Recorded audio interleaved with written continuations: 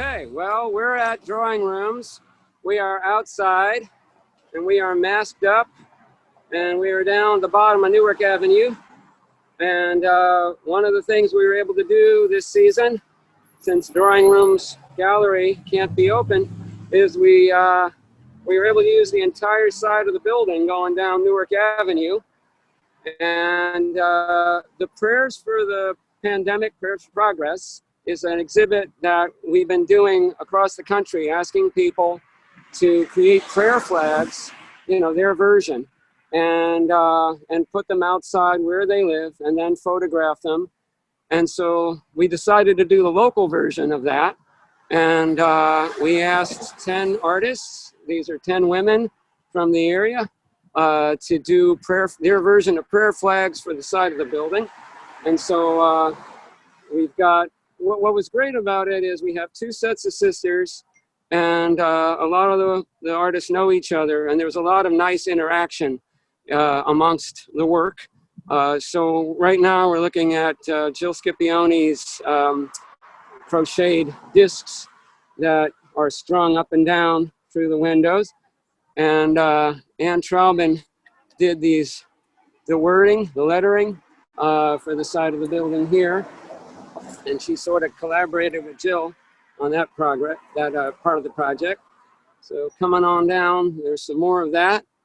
And then without getting run over, here's an image of Ann's, they're like votive eyes, wheel-like structures that are surrounding the dots. And we have some of the artists today. Here's Ann, who is turning away from us. Okay, and well, it says, so here's Eileen Ferrara, and Eileen's piece is further down. Okay, but this will be up for, well, in quite a while.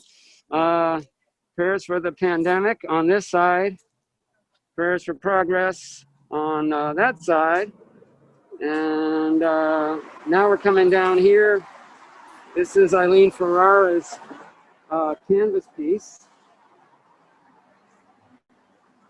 and we have a lot of hands going on as a theme. We also have eyes later on, you'll see that. And Eileen's is on canvas. It's basically a painting that you can move outside. Here's some friends. And here's Lucy Loretto. And with her sister Liz, they created this piece, which, like Eileen's, is sort of like, it's totem-like. It's tall, it's full of symbols. We're seeing more hands, the gloves, and the hearts. And like Jill's, it's also crocheted. And it's sort of amazing how well the crochet and the yarn hold up to the elements. And so I think Liz was saying, there's Liz. Hi, I think she was saying that her sister is the real crocheter. Yeah, and I just, I bought twine at the hardware store and just started to play around with it. And she would ask me, what stitch is that? And it was just fun to use do your something hands. different. Use my hands. Okay. So, and you also, there's an interesting use of this sort of material. If I get my hand in here.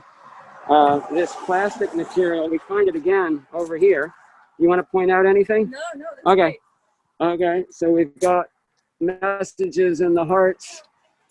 This is Molly Thonison's piece, and Molly is very active with ProArts, and it uses the eyes, and she's again used canvas in the same way, similar way that Eileen has, and really, really bright colors. It's a really strong one. And this one also uses eyes. The eyes are on CDs, which, really make it glow. And this is Kate Dodd. Kate works with us a lot. She's a little further out in Jersey. And she also, like Lucy and Liz, she used this plastic kind of binding material. So here's a view going up the street. And this is Carrie Dad Kennedy's. And Carrie Dad's, you know, in Hoboken. She's very active in pro arts too. And they're all from school folders. And she's taken some of the basic graphics of the folder and she's added to it and changed it in ways. And I want to get down here to see Nanette Reynolds Beechner before we run out of time. And this is Nanette. And this is her work here, which is, it's very much a prayer flag, you know, based on the Tibetan prayer flags. They're layered, and they have a lot of nice glittery material, and maybe Nanette can tell us a little bit about them. Well, these are my onomatopoeia Yes, prayer flags. I wanted to bring a little fluff and joy and positivity into the air. And this was sort of a way I interacted with my Facebook audience, asking people for 3- and 4-letter words that denote sounds. And so this is hopefully going to be carried on the breeze. Yeah, it's not too breezy right now, but Right. it gets very breezy at times. And they jingle and they have the bells on them. Jill's also over there have bells on them. And you have a lot of great words and great sound words. So that is a part of this too. Is not just the sight, but also the sound. Yeah, exactly. Yeah, that's great. We can come back if we have time. Okay. I don't want to lose, but we have this piece is by Julie Traubin, and Ann Traubin sort of curated and organized it. And Julie took the photos. Julie's in New York. She's Ann's sister. So that sort of makes the end of our area. And I'll go back here. This is a piece by Katie Nidowski. And Katie's she draws in great detail. So she plastic coated these pieces for us. And let's see. Anybody else have comments, questions, more to say? No, I'm really grateful to have been a part of this. It's been a really great way to be in hibernation, making these flags. Yeah, it's nice that we can sort of do a show like this together, still be outside. And we've had a lot of good response from the neighborhood. Even though it's sort of a industrial looking neighborhood, there's a lot of people who live right up the street. We've noticed since COVID that a lot of the folks from, who live close by and, we have Little India section near us, they'll come out and they'll sort of use the Manna parking lot and the lawn next to us sort of as a recreation area, and they can come by and look at this work, and people drive by constantly. So it's been a very good experience for us, and I think we'll keep using the outside of the building if we can.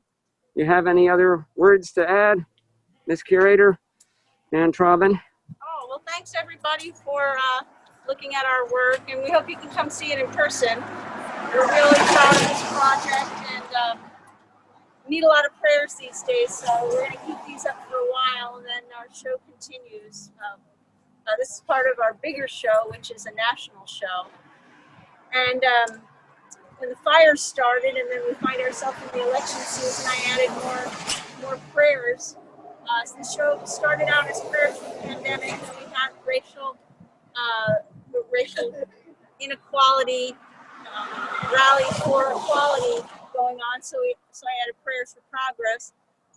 Then the fires, prayers for the planet, and then the prayers for the presidency. So we got a lot of prayers to send out. Yep, we're just very happy we can, have all this space to work with and these great people to make stuff here. So, all right, that's probably about it for us. Jim, I do actually have one question. And I'm sorry if you said this already, but Well, that's okay. getting all of these artists together? How did you take those submissions?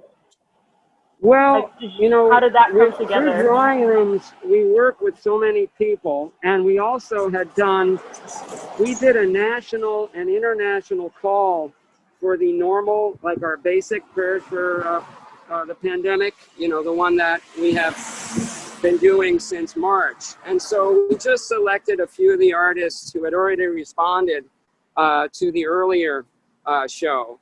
And it helped that they were local, of course, in this situation, because, you know, they were able to bring the work out and they were able to show up, which is very nice.